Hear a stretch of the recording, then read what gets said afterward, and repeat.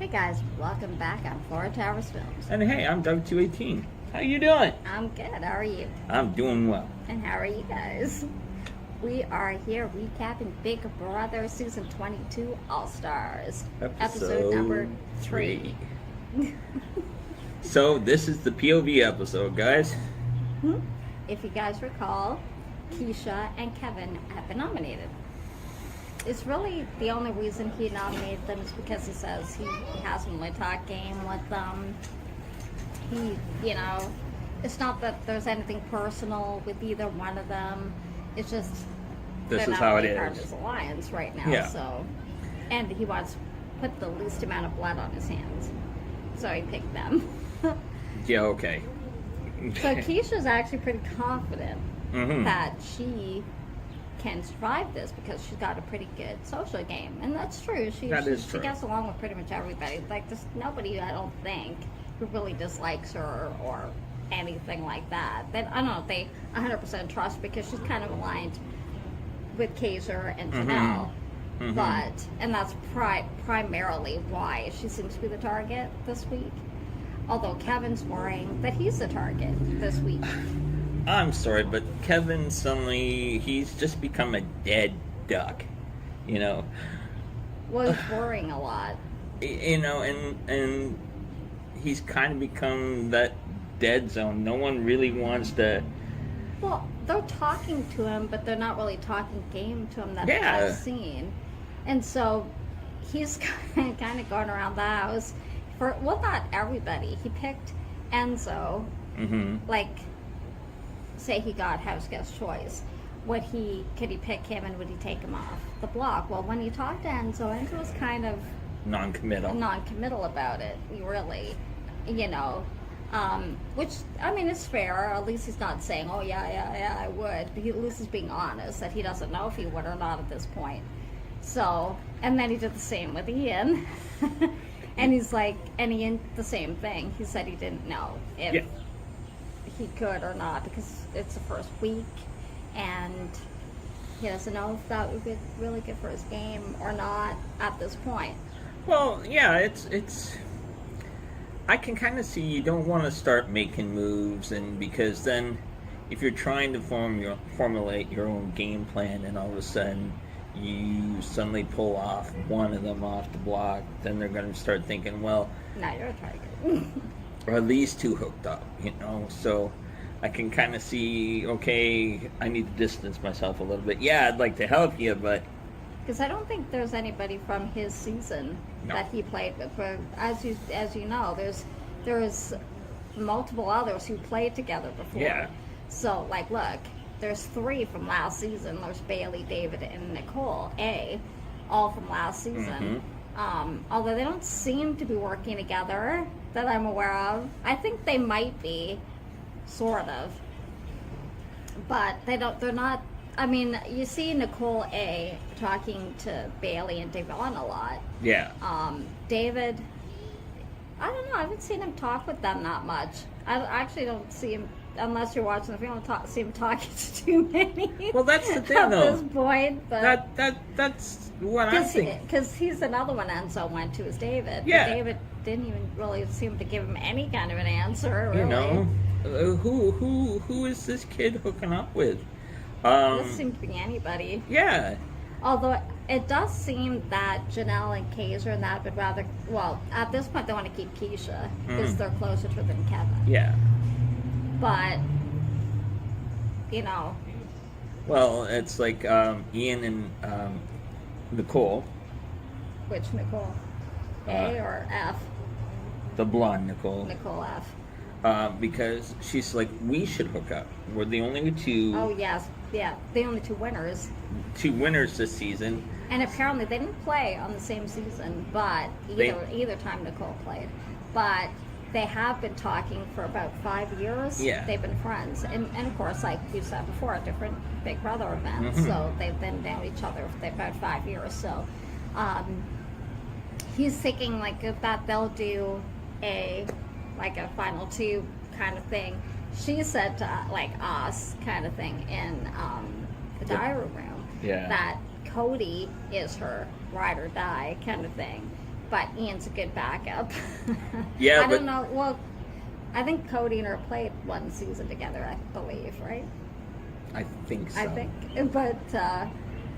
But what was funny though is like her and Ian are talking, and Cody walks into the room, and they get real sketchy looking because it's like they just stop, you know. And, I think Cody trusts Nicole though. yeah, but so there's a lot of chittering between like pairs. Enzo and Cody are gonna work together. It's funny how many alliances have popped up. Yeah, Bailey and now Bailey and Devon. Bailey and Devon. You know, are a pair. They might be interesting to see. Yeah. You know, because Bailey didn't really show herself in her season. No. You know? Well, I don't think we really got a chance to see Bailey that much in her season. I don't think she was, I think, one of the first out, wasn't she? I don't think she lasted that long. And I think part of it was also because she spent a lot of time with Swaggy, and I think that kind of hurt her name. Oh, for sure. Because a lot of people didn't trust Swaggy, so they didn't trust her by extension. Devon has played a couple times, so she's a good player. So they actually could potentially make a good match there. And I think somebody else might be working with Devon and Bailey. I forget who though. If you guys know, let us know in the comments. They have picked up somebody else. Well, Kaiser and Janelle have fallen back in old patterns. They've played twice together already. Yeah. And then you've got like Cody, Tyler, Memphis seem to be forming like a trio kind of thing. And then of course Nicole is with Cody. Ian kind of been with them. But it's just like there's all these alliances all around. Now there seems to be one side of the house that's a little bigger because they're doing like these branches from the four main core, which is like Nicole F, Cody, Memphis, I think, and Tyler. And then they're branching out kind of a little bit with Ian, Devon and Bailey. It's the Brigade 2.0. Kind of, yeah. It's a similar thing that they did. And if you think about that's Memphis, that's what kept them safe. Because they did something similar. They were all the core four, and then each one had another one in their pocket. So it's a similar thing to what they're doing. They did the last time, which was successful for them. Exactly. So now we go to basically POV. And well, they're picking it. And it's funny. Kevin gets House Guest Choice.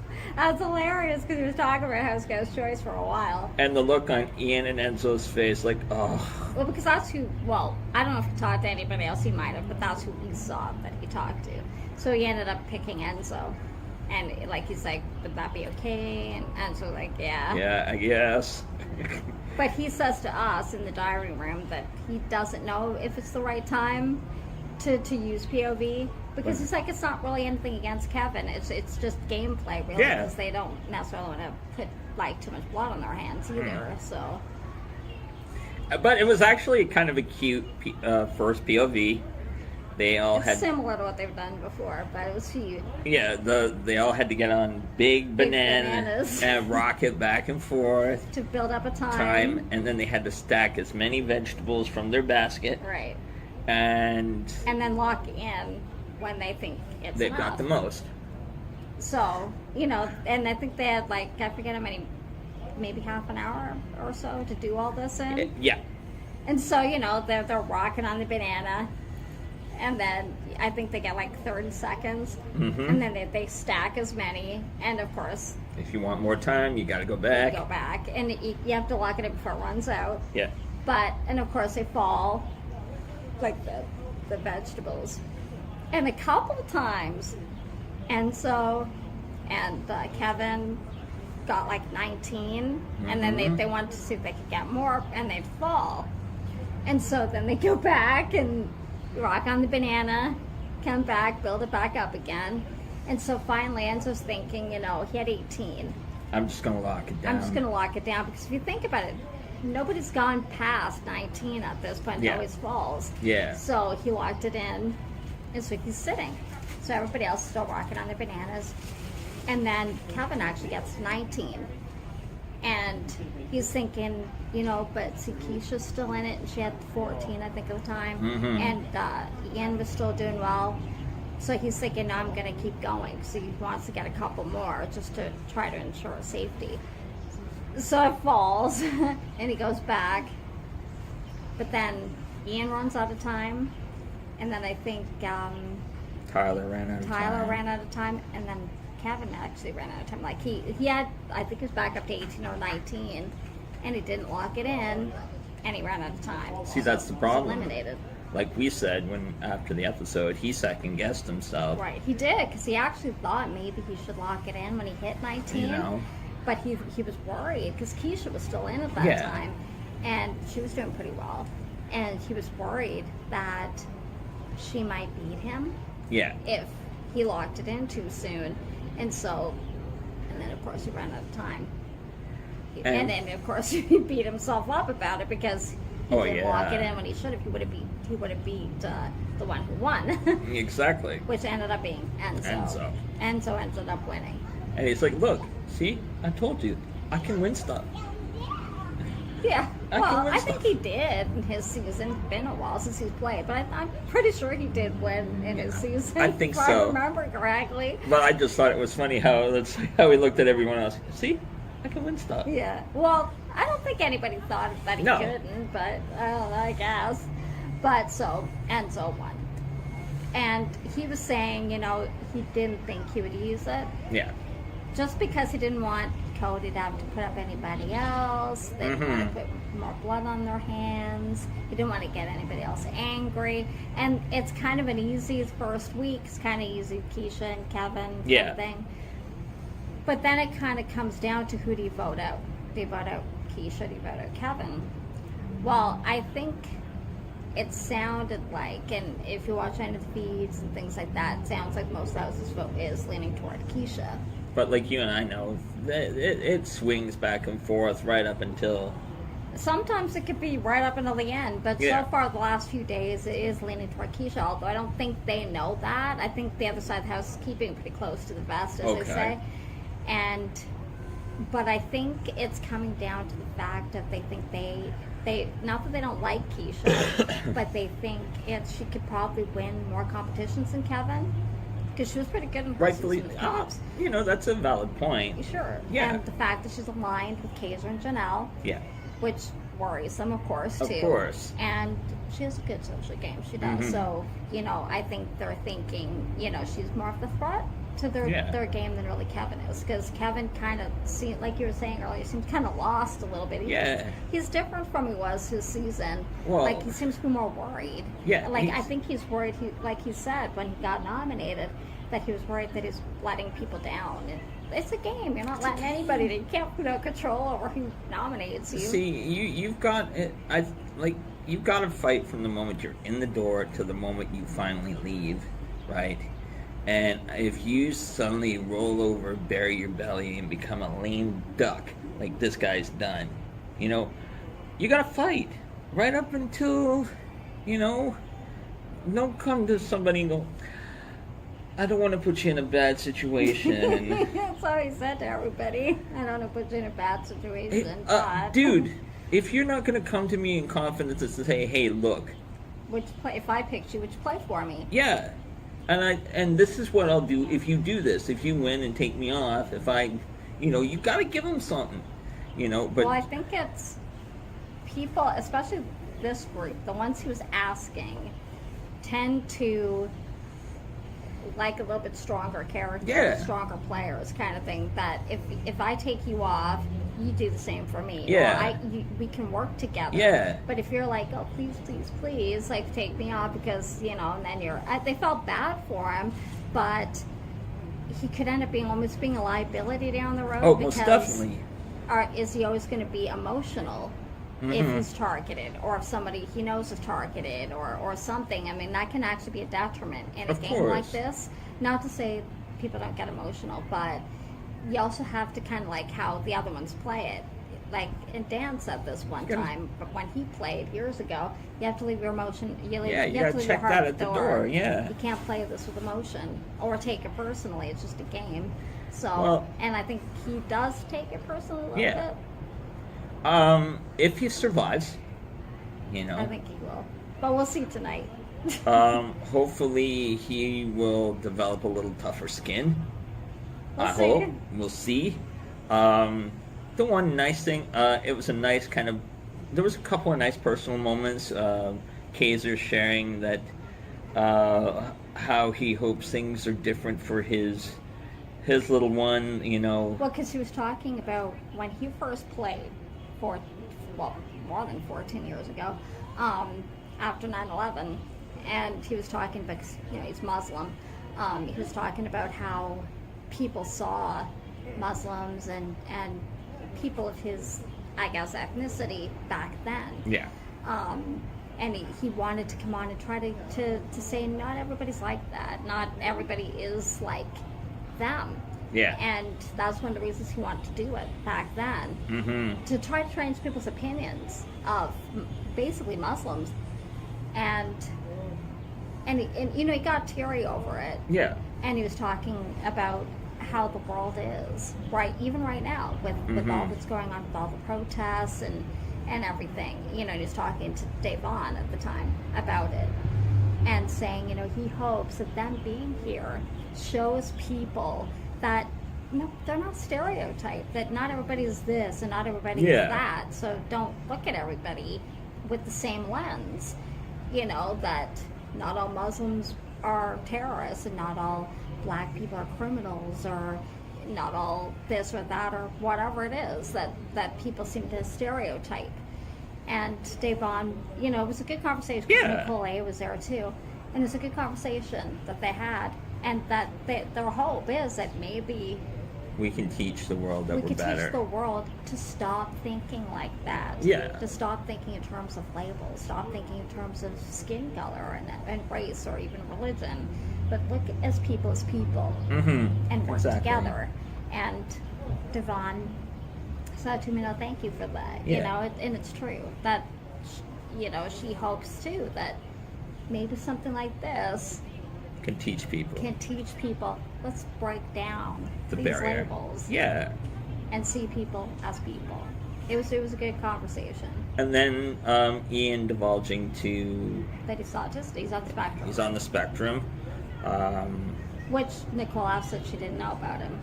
And he said, but he didn't really want to talk about it because he didn't want people, he didn't want people to label him with it. Because he's got a girlfriend, he's very smart, got a good job, all that stuff. So it hasn't actually stopped him. And that's even what Nicole said in the diary. Like, having worked with children on the autism spectrum, she's like, look at him, he's a Nicole success. Yeah. And so it was nice to see these two little human moments. It was, yeah. Outside of all the plot and planning and right. Well, because then you see the people behind the player. Exactly. Right, which is nice when you get to see that. And I'm glad they're actually showing that this year. Exactly. Because I think sometimes that's what the show misses, is you actually see the person behind the player. Because most of the time that's what you're seeing, is the player. But they're not all like that. Because even Dan years ago said that. He's not this way outside. No. He's not a liar and a cheat and all this kind of stuff outside. This is the game. Mm-hmm. But that's not how he is in real life. Exactly. So it's nice to see when they talk about their families or about their struggles or about things why they're here and stuff. So you get to see the person. And I think it's nice, even with everything going on nowadays, and we're not through it yet, and our friends down south in the U.S. are suffering more than we are here in Canada. To show a little humanity in the face of all this craziness going on. So for me, it was a great episode. Oh, it was. It was a good episode. It was nice to see that. Conversations are needed like that, I think. Of course. So people can better understand everybody, and to see beyond the label, beyond the facade, as they say. That's actually would be a good hashtag. Beyond the label. Beyond the label, yeah. Yeah. Mm-hmm. We should start it. And beyond the facade. Make it so. Get it done. And then let us know. Exactly. And where I got it from. But all in all, it was a good episode. There's another episode tonight. Really? Yeah. Yes, by the time you see this, it might have already aired, though, but maybe not. It's the first eviction of this season. Will it be Keisha? Will it be Kevin? Who would you like to see go? Are you Team Keisha? Are you Team Kevin? Are you Team Kevin? Who do you think would be better for them to keep? Let us know. I don't know. For some people, Keisha would be the better choice. For True. some, Kevin might be the better choice. What do you think? Who would you rather see them keep? Who do you want to see win HOH next? Who do you want to see go next? I know a lot of people don't really like Nicole F. I've been reading the message boards. Myself, I'd like to see Ian win it. Yeah. And I'd like to see Kaiser go. Just because he's starting to get a little too big for his boots again. Just how he's talking with Janelle. But that's me. He does play, if you know, he does play that way, but I know he's very popular. Kaiser's very popular. They were the first time they played at Janelle and Kaiser the first time. Every time they play, they're very popular. For me, yeah, I'd like to see Ian win. Yeah. Or Nicole A. I've never really been an Enzo fan, so I could see Enzo go. I wouldn't mind if she put up Kaiser, but I don't think she will. No, she's not that gutsy. I don't think. No, I think because she talks to them a lot, so I don't think